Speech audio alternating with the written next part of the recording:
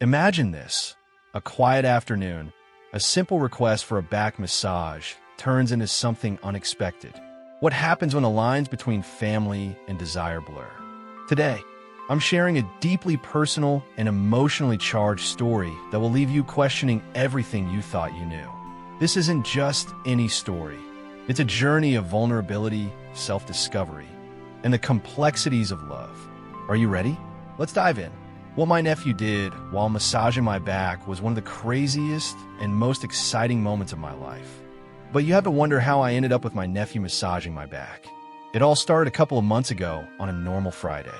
It was a quiet afternoon, one of those days where the world outside felt still, as though even the air had taken a pause. I had spent most of the morning catching up on chores that had been piling up for weeks, cleaning, reorganizing the closets, and tackling the endless dust that seemed to settle on every surface no matter how often I wiped it away. By the time I finished, my body felt heavy, every muscle in my back screaming for a break. My wife Olivia had left for work earlier, kissing me goodbye before heading out the door. I remember the faint scent of her cologne lingering in the air as she left, a familiar comfort that usually settled me. But as the hours dragged on, I found myself longing for rest. My back ached, my shoulders were tense, and every step felt like a reminder of the toll that years of doing everything for everyone else had taken. Just as I decided to lie down for a quick nap, the knock came at the door. It was Matto, my nephew. At 20, he had grown into a confident and capable young man, though still polite and reserved in a way that was almost charming. He was Olivia's sister's son and had been staying with us temporarily while he sorted out his next steps in life. He was always thoughtful, always offering to help out around the house or run errands. But today there was something different about him, something I couldn't quite place. "Hey, Uncle James," he said as he stepped into the room. His voice was warm and familiar. "You look exhausted. Can I do anything for you?" I smiled weakly, gesturing to the chair by the bed. "I'm used to it, irreplied. This house doesn't clean itself." Matteo chuckled softly, his eyes lingering on me for a moment longer than usual. "You should take a break," he said, his tone light but insistent. "You've been pushing yourself too hard." His words caught me off guard, though it wasn't unusual for Matteo to show concern. There was something about the way he said it that felt different. I hesitated for a moment, then let out a tired laugh. "A back rub would be nice," I said jokingly, though there was a part of me that wouldn't have minded. To my surprise, Matto nodded. "Sure," he said, his voice calm and steady. "I can do that." I blinked, caught off guard by his response. "You don't have to," I said. "It's fine." He interrupted gently, already moving to sit behind me on the bed. "I know how to help. Just relax." Before I could protest further, his hands were on my shoulders. His touch was firm but not uncomfortable, and I let out a sigh.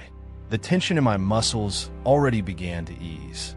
It had been so long since anyone had taken the time to care for me in this way, and I found myself leaning into the sensation, grateful for the moment of relief. "You've been carrying a lot of stress," Matto said softly, his fingers kneading into the knots in my shoulders. "You should let yourself rest more often." I nodded, my eyes closed as I focused on the rhythm of his hands. "Easier said than done," I murmured. "Well, you've done enough for today," he replied, his voice dropping to a soothing tone. "Let me take care of you for a change." The word sent a strange warmth through me, though I couldn't quite pinpoint why. There was a sincerity in his tone that made me feel seen in a way I hadn't in years. As his hands moved lower, working their way down my back, I felt myself relax further. The weight of the day melted away, but then something shifted. His touch changed, subtle at first, but enough to make me notice. His hands lingered a moment longer than they should have, the pressure of his fingertips more deliberate. I opened my eyes, suddenly hyper-aware of the closeness between us, of the way his breath brushed against the back of my neck. "Is that better?"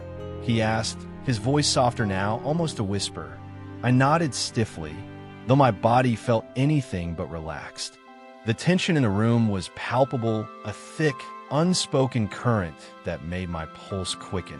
I told myself I was imagining things, that I was reading too much into a simple act of kindness.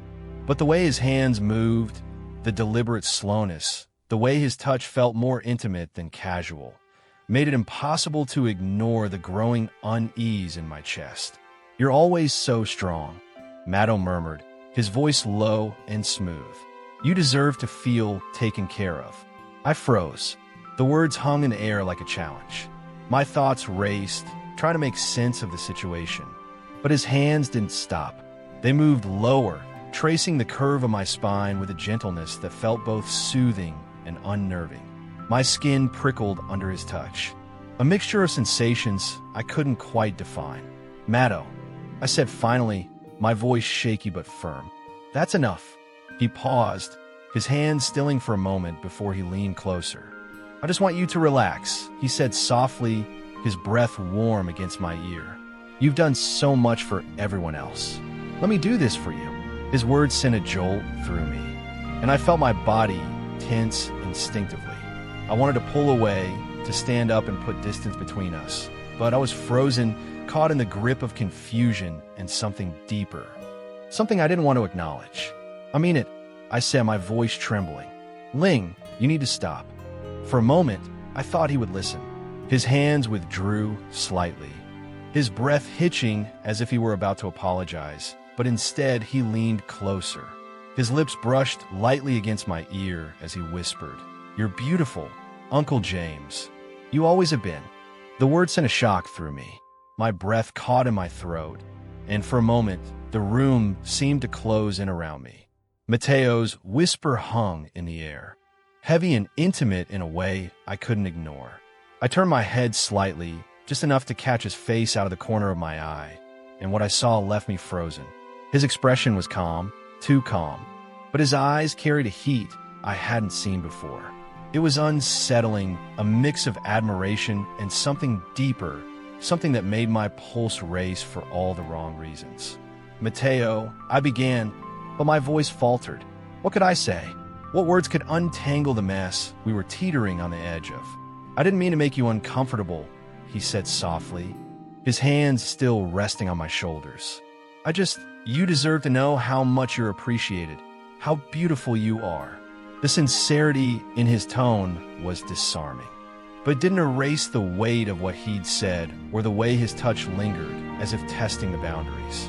My body tensed beneath his hands, every nerve on high alert, but I couldn't bring myself to move. Part of me wanted to believe it was nothing, just a poor choice of words or an innocent moment taken too far. But the way his fingers trailed along my back told a different story. "Matto," I said again, more firmly, "you need to stop. This isn't right." He withdrew his hands but didn't move away. Instead, he leaned back slightly, his gaze meeting mine with an intensity that made my chest tighten. "Why not?" he asked quietly, his voice laced with a strange mix of defiance and vulnerability. "What's so wrong about wanting to make you feel good? You spend your whole life taking care of everyone else. Don't you deserve this?" His words hit me like a slap, both because of their audacity and because of the truth buried within them. It was true. I'd spent years putting everyone else's needs above my own, sacrificing my own happiness for the sake of family, of appearances, of obligation. But that didn't excuse this. It didn't make what he was saying or what he was doing okay. "This isn't about me," I said, my voice trembling. "It's about boundaries, respect, and this crosses a line." For a moment, Matto looked as though he might argue. His lips parted as if to protest. But then he closed his mouth, his jaw tightening as he nodded slowly. "I'm sorry," he said, though his tone didn't quite match the words. "I didn't mean to upset you." The tension in the room didn't dissipate, but I seized the opportunity to create some distance. "It's fine," I said quickly, standing up and moving toward the door. "Just let's not talk about this again, okay?" "Okay," he replied, his voice soft but unreadable. "If that's what you want." I paused at the doorway, my hand hovering over the handle. As I turned back to glance at him, he was still sitting on the bed, his posture relaxed, but his eyes locked on mine. There was something in his expression that made my stomach churn, a quiet confidence, as though he hadn't heard a word I'd said. I left the room without another word, my thoughts swirling in a chaotic blur. We both knew this wasn't over, and we were right. Something was still coming that we both could never have imagined. Something that would surprise me like crazy, eventually spiraling into something extremely exciting. The rest of the day passed in a haze. I busied myself with small tasks, folding laundry, sorting through mail, wiping down the countertops, but nothing could distract me from the knot of anxiety in my chest. Every time I closed my eyes, I could feel Mateo's hands on my shoulders, hear the way his voice had softened as he whispered in my ear. The memory made my skin crawl, but also left me with a lingering unease I couldn't shake. When Olivia came home that evening, I tried to act normal, plastering on a smile and asking about her day as if nothing had happened. But the guilt sat heavy in my stomach, a constant reminder of the boundary I hadn't been quick enough to enforce. Matto kept his distance, offering polite nods and casual conversation that only made me feel more unsettled. It was as though he were playing a role, putting on a mask that no one but me could see through. That night, as I lay in bed beside Olivia, my mind raced with 1,000 thoughts. Should I tell her? Should I confront Mateo again? Or should I pretend it hadn't happened, bury the memory, and hope it never resurfaced? The weight of the decision felt suffocating, but I couldn't bring myself to make a choice. Instead, I tossed and turned, my body restless even as exhaustion tugged at the edges of my consciousness. The next morning, I woke early, my body stiff from a restless night. I padded into the kitchen, hoping a cup of coffee would help clear the fog in my mind. The house was quiet. The faint hum of the refrigerator, the only sound as I moved through the familiar motions of brewing coffee and buttering toast. But then Mateo entered the room, and the stillness shattered. "Morning, Uncle James," he said, his tone light and casual as he poured himself a glass of orange juice. "Sleep well." I froze for a moment, my hand hovering over the toaster as I forced myself to respond. "Fine," I said shortly, though the tightness in my voice betrayed me.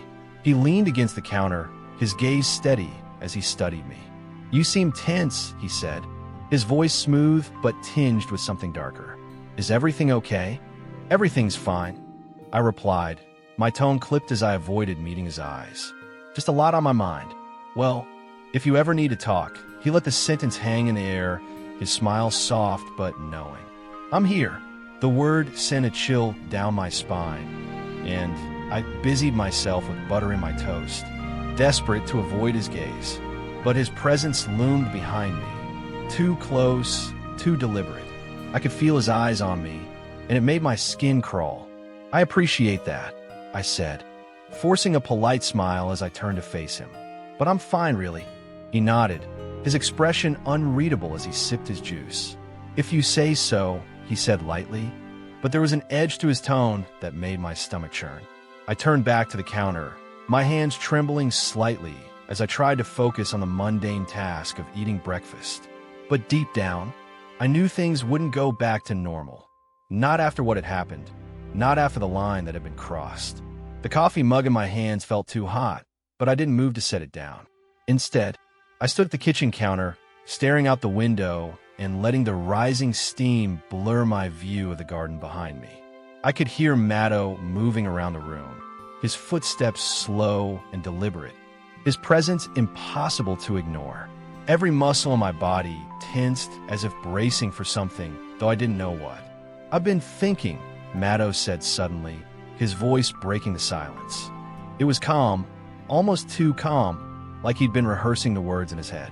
"About yesterday." My heart skipped a beat, but I didn't turn around. I kept my gaze fixed on the window, the garden blurring further as my breath fogged the glass. "There's nothing to think about," I said, my voice sharper than I intended. "It was a misunderstanding." "Was it?" he asked, the question hanging in the air like a challenge. I turned then, slowly, gripping the mug tightly as though it were the only thing keeping me grounded. Matto stood a few feet away, his posture relaxed but his eyes intense. There was something unnerving about the way he looked at me, unwavering as though he could see through every layer of my defenses. "Yes," I said firmly, meeting his gaze even though it made my stomach churn. "It was..." Matto tilted his head slightly, his expression thoughtful. I don't think it was, he said softly. I think you felt it too. The word sent a jolt through me, and I tightened my grip on the mug until I was afraid it might shatter. This isn't appropriate, I said, my voice trembling despite my best efforts. You need to stop. Why? He asked, taking a step closer. His tone wasn't aggressive, but there was a quiet persistence in it that made my pulse race. Because it scares you, he continued. Because it makes you feel something you don't want to admit. Mateo, I snapped, setting the mug down on the counter with a clatter. You're crossing a line. He stopped, his expression softening, but his gaze remaining steady. I don't want to upset you, he said quietly, but I can't pretend I don't see what's happening here. There's nothing happening, I said quickly, my words rushed and defensive. You're imagining things. For a moment, neither of us spoke. The air between us felt thick, almost suffocating, and I struggled to steady my breathing. Mateo's gaze didn't waver, but he didn't move closer either. Instead, he leaned back against the counter, his posture casual despite the tension radiating from him. You deserve to be happy, he said finally, his voice softer now. You deserve to feel seen. The words hit harder than I wanted to admit, and I felt a lump rise in my throat. I turned back toward the window, blinking rapidly as I tried to compose myself. The garden outside seemed impossibly distant, the vibrant colors muted by the fog of my own thoughts. You don't understand, I said, my voice barely above a whisper. This isn't about me. Isn't it? He asked, his tone gentle but insistent.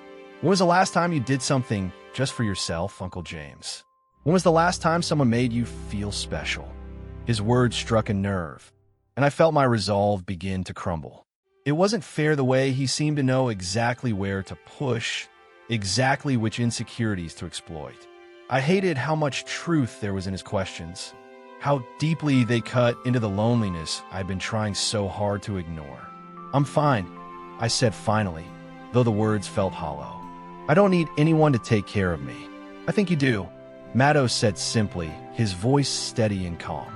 And I think you're too afraid to admit it. I turned to face him again, my chest tightening as his words sank in. There was no malice in his expression, no smugness or arrogance, just a quiet determination that made it impossible to dismiss him outright. This conversation is over, I said firmly, though my voice wavered. I need you to leave. Mateo hesitated for a moment, his gaze searching mine. Then he nodded slowly, pushing himself away from the counter. If that's what you want, he said softly, but I'm not going anywhere. Uncle James, you can't just pretend this doesn't exist. As he left the kitchen, the sound of his footsteps fading into the distance, I let out a shaky breath. Leaning heavily against the counter, my hands trembled as I picked up the coffee mug, but the drink had gone cold. I set it down again, my thoughts racing as I tried to make sense of what had just happened. Then that evening, as I sat alone in the living room, the sound of footsteps behind me made my heart jump. I turned to see Matto, standing in the doorway, his expression calm but unreadable. He didn't say anything, but the intensity in his gaze spoke volumes. Is something wrong? I asked, my voice careful. I wanted to check on him. I wanted to check on you, he said simply, stepping into the room. You seemed off today. I'm fine, I replied quickly, my tone defensive. Just tired. Mateo didn't respond immediately.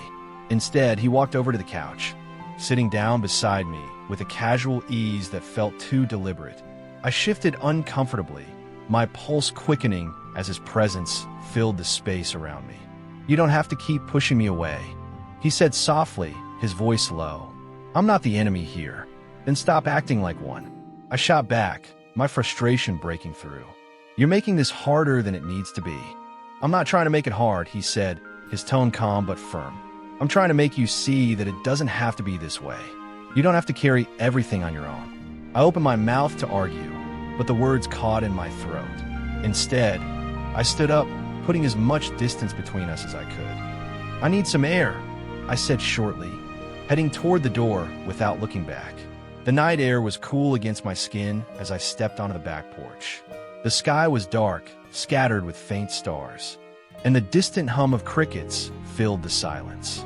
I wrapped my arms around myself, trying to shake off the tension that had built up over the day. The conversation with Matto had left me rattled, his words looping endlessly in my mind. You deserve to feel seen. I leaned against the railing, staring out into the shadowy expanse of the yard. It was infuriating how he had managed to touch on feelings I had worked so hard to suppress. Loneliness wasn't a stranger to me. It was an old companion I'd learned to live with. But the way Matto spoke, the way he looked at me, threatened to drag those feelings to the surface, forcing me to confront things I wasn't ready to face. Uncle James. The sound of his voice startled me, and I turned quickly to see Matto standing in the doorway. His expression was unreadable, his hands tucked casually into his pockets. But there was a tension in his posture that told me he wasn't just here to chat. I needed some air, I said quickly, my voice sharper than I intended. You should go back inside. He didn't move, instead stepping out onto the porch, letting the door swing shut behind him. The sound made me flinch, and I took a small step back, my hands gripping the railing tightly. You've been avoiding me all day, he said quietly, his gaze steady. We need to talk. There's nothing to talk about, I replied, though my voice wavered. What happened yesterday? It was a mistake. It didn't feel like a mistake, he said, his tone calm but firm. Not to me. The words sent a jolt through me, and I shook my head quickly, trying to dispel the weight of them.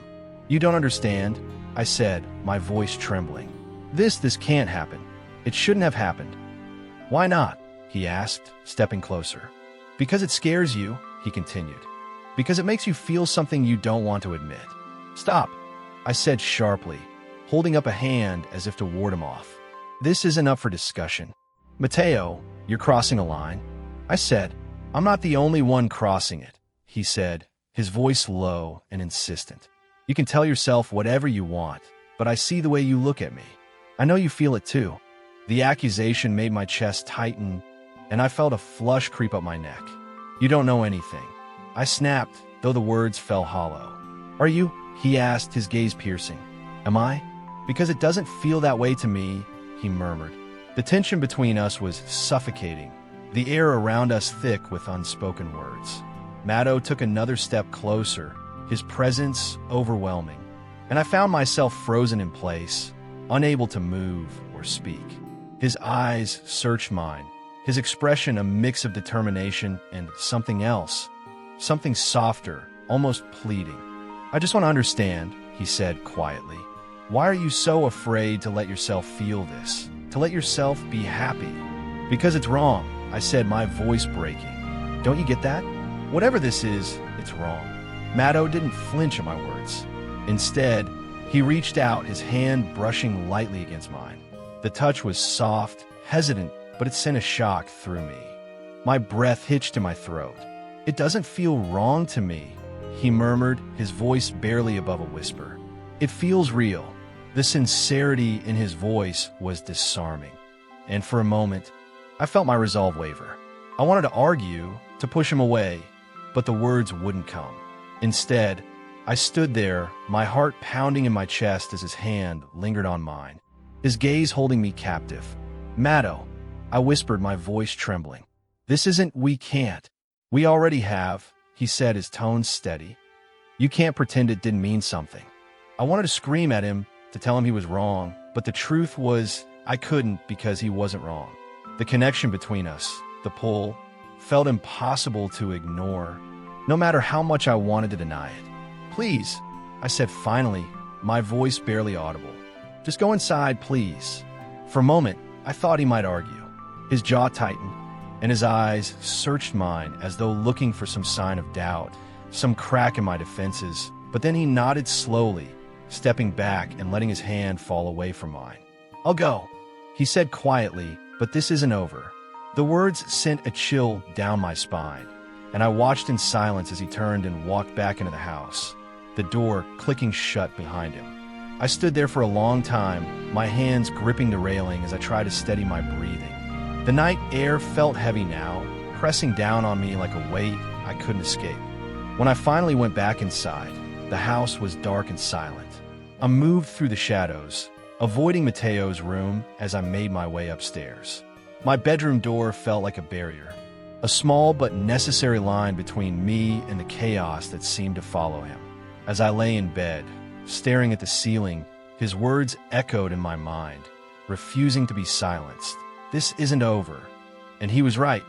It wasn't, because the next morning, I awoke to the pale light of dawn filtering through the curtains. Sleep had been fitful, fractured by restless dreams and the echo of Mateo's words. My body felt heavy as I sat up, the weight of everything pressing against my chest. I needed clarity, space to think, but the house itself felt suffocating. Every corner seemed to carry his presence, his voice, his touch, determined to distract me.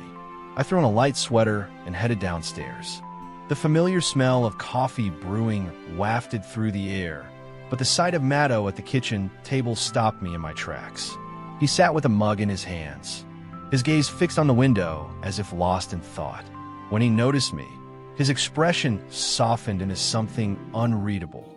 "Morning," he said, his tone casual, but I could hear the undercurrent of tension. "Morning," I replied, moving toward the counter without looking at him. My hands trembled slightly as I poured myself a cup, and I cursed the visible sign of my unease. "You didn't sleep well," he said, more a statement than a question. "I slept fine," I lied, keeping my back to him as I stirred my coffee. "You don't have to lie to me," he said softly, his voice steady. "I can tell when something's bothering you." His words made me grip the edge of the counter, my knuckles white. "Mateo," I said, turning to face him with as much composure as I could muster. "We need to move past this. Whatever you think is happening here, it isn't." He tilted his head, his expression calm but challenging. "You can say that all you want, Uncle James, but it doesn't change how I feel or how you feel." "You know what?" I said, my stomach churning. "Let me massage you." Unable to suppress the frustration building inside me, I set the mug down with a clatter. "You don't know how I feel," I snapped, my voice sharper than I intended. "And you don't get to tell me what I'm thinking." Matto stood, the chair scraping against the floor as he pushed it back. "I don't have to tell you," he said, his tone firm but not unkind. "It's written all over your face."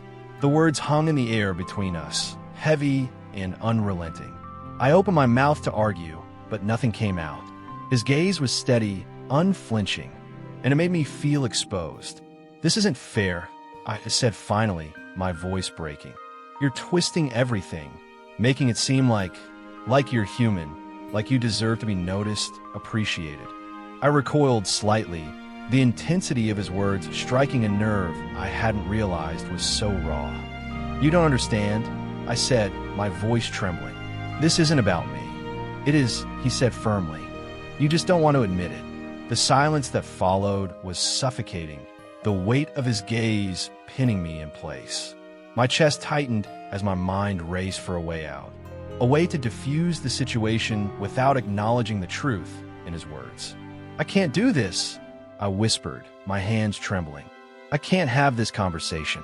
Mateo's expression softened, but the intensity in his eyes didn't waver. "You don't have to," he said quietly, "but you can't keep running from it." He stepped back then, his posture relaxing as he moved toward the door. "I'm going for a walk," he said over his shoulder. "You should think about what you really want." I stood frozen as he left, the sound of the door closing behind him echoing in the quiet house. My thoughts felt like a whirlwind, each one more chaotic than the last. What did I want? The question was as terrifying as it was impossible to answer. Hours passed, but I couldn't shake the lingering tension. I busied myself with chores, hoping the repetitive motions would distract me, but my mind kept circling back to Mateo's words, "You deserve to be noticed." The truth of it gnawed at me, pulling at every thread of doubt and insecurity I had tried to bury. When the door finally opened again, I flinched, my heart racing as Matto stepped inside. His hair was damp from the cool air, and his cheeks were flushed, but his expression was calm. He didn't speak right away, simply removing his jacket and hanging it by the door. "Did you think about what I said?" he asked, his tone soft but unwavering. "I don't want to talk about this," I said, "but okay, you can massage me." "All right then, lay down," he said, and so I lay down on the bed. I took off my shirt so that he could massage me properly, and he stepped into the right place. "You can't pretend that there is no tension between us, Uncle," he said, his words striking a chord I didn't want to acknowledge. "This isn't right," I said, my voice barely audible. "It can't be." "Why not?" he asked softly, his tone gentle but insistent. "Because someone told you it's not?" He continued. "Because you spent your whole life putting other people first." The lump in my throat made it impossible to respond, and I turned away, my hands gripping the edge of the counter for support. Matto moved closer, his presence overwhelming, but I couldn't bring myself to stop him. "You don't have to fight this," he said quietly, his hand resting lightly on my shoulder. "You don't have to fight me." The warmth of his touch sent a shiver through me, and I felt my resolve begin to crumble. My mind screamed at me to push him away, to put an end to this before it spiraled further, but my body betrayed me. I didn't move. "Please," I whispered, though I wasn't sure who I was talking to, him or myself. Matto stepped around me, his hand brushing against mine as he turned me to face him. His gaze was steady, his expression unreadable, and for a moment, the world seemed to stop. I couldn't breathe, couldn't think, couldn't do anything but stand there as the distance between us disappeared. Eventually, his hands went to places they weren't allowed to go, and he put a finger in places he couldn't. The silence in the room was deafening. I was frozen, my chest heaving as I tried to make sense of the emotions swirling inside me. Matteo's hand rested lightly on mine, his touch a tether to the moment we were trapped in. His gaze held mine steady and unrelenting, and I felt the walls I'd so carefully built around myself begin to crumble. "You don't have to keep pretending," he said eventually, his voice low and coaxing. "You don't have to carry everything on your own." His words, spoken with such conviction, felt like a lifeline and a trap all at once. "Matteo," I whispered, my voice trembling. "You don't understand." "I do," he insisted, his tone firm but gentle. "More than you think. I know how lonely you've been. I see it every day, and I want to help." A bitter laugh escaped before I could stop it. "This isn't help," I echoed. "This is—" I broke off, unable to find the words. My mind was a whirlwind of confusion, guilt, and something darker, something I didn't want to name. Matteo's grip on my hand tightened slightly, grounding me even as it sent my pulse racing. "This is real," he said quietly, his gaze searching mine. "And you know it." I wanted to deny him, to push him away, and draw a line that couldn't be crossed, but the way he looked at me with such certainty made it impossible. I felt exposed, vulnerable in a way I hadn't been in years, and despite every instinct telling me to run, I didn't. Instead, I laid there, letting his words sink in, letting the weight of them press against the fragile boundaries I had tried to hold on to. And so I kissed him. While we were kissing, his hands went even further with what they were busy with. Wow, that felt amazing. And it felt crazy my own nephew was doing this. But after a moment, I said, "It doesn't matter if it's real." I said finally, my voice barely audible. "It's wrong." "Why?" he asked, his tone soft but insistent. "Because someone told you it should be," he continued. "Because you're afraid of what people will think." "Yes," I said, the words spilling out before I could stop it. "Yes, I'm afraid. And you should be too. This isn't just about me, Matto. This is about what's right." His expression faltered for the first time, a flicker of doubt crossing his face. But it was gone as quickly as it came, replaced by the same quiet determination that had been there all along. "I don't care what anyone else thinks," he said simply. "I care about you."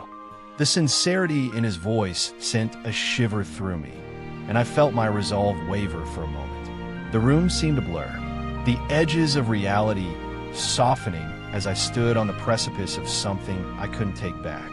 Matteo's hand moved to my cheek, his touch gentle, and I closed my eyes. The weight of his presence overwhelmed me. "I can't do this," I whispered, though the words felt hollow. "You can," he said, his voice steady. "You just have to let yourself." I opened my eyes, meeting his gaze one last time, and the intensity there was enough to make me falter. But then a sound broke through the moment, a sharp knock at the front door. It shattered the silence like glass. and my heart leapt into my throat as the spell between us broke. I pulled away quickly, my hands trembling. Maddo stepped back, his expression unreadable as he glanced toward the door. "You should get that," he said, his voice calm but distant. I nodded, unable to speak as I moved toward the door, my legs feeling like they might give out beneath me. When I opened it, Olivia stood on the other side, her face lighting up with a smile. "Hey," she said cheerfully, stepping inside. "Thought I'd surprise you and come home early." My stomach churned as I forced a smile. The weight of everything threatened to crush me. "That's nice," I said weakly, stepping aside to let her in. As Olivia moved into the house, her presence filled the space with an ease that felt foreign now. I glanced back toward the kitchen. Maddo stood there, his posture relaxed but his gaze intense as he watched us. He didn't say a word, but the look in his eyes spoke volumes. The rest of the evening passed in a blur of polite conversation and forced smiles, but I felt like I was moving through a dream, detached from the reality around me. Every time Maddo entered the room, I felt my heart race, the tension between us palpable even in the most mundane moments. Olivia didn't seem to notice. Her attention focused on recounting her day at work and catching up on the news. When the house finally fell quiet that night, I lay awake in bed, staring at the ceiling and replaying every moment in my mind. The weight of what had almost happened, of what might still happen, pressed heavily on my chest, making it impossible to breathe. I knew I had to make a choice, to draw a line that couldn't be crossed again, but the truth was I wasn't sure I could. If you're feeling connected to this story, I'd love to hear your thoughts. Like, subscribe, and comment below. Let's keep the conversation going. Stay tuned for more heartfelt stories that explore the complexities of love and identity. Thanks for watching.